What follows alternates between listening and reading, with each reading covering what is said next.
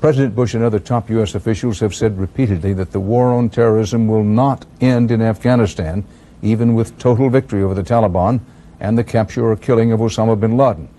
So what's next after Afghanistan? The Philippines, Somalia? CBS's Wyatt Andrews has some answers.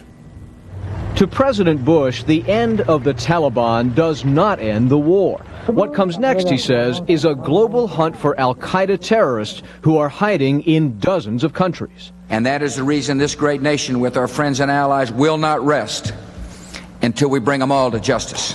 The CIA and Pentagon have already focused on 5 countries: the Philippines, Yemen, Somalia, the Sudan, and Bosnia, which harbor al-Qaeda or its allies.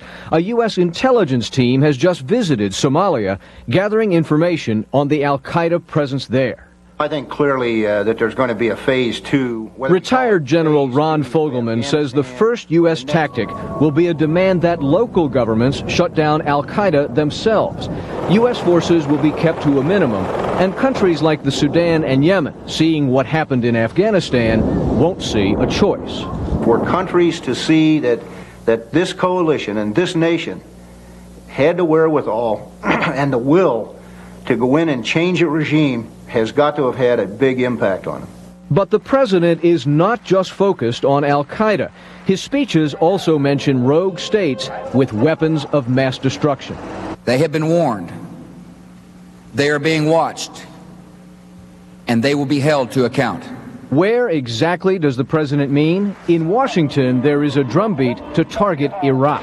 The war on terrorism will not be over until we take down Saddam Hussein, because so long as he's in power in Iraq, he's not just a thorn in our side, he's a threat to American lives. The hawks in Washington argue it's now or never in Iraq, while the more cautious warn there's no Allied support for attacking Saddam. Right now, officials insist no formal decisions on Phase 2 have been made. Wyatt Andrews, CBS News, Washington. Coming up next on the Friday CBS Evening News, the country that could just be the new best friend of American drivers, and then later Eye on America. When the terrorists struck, this man was ready to serve.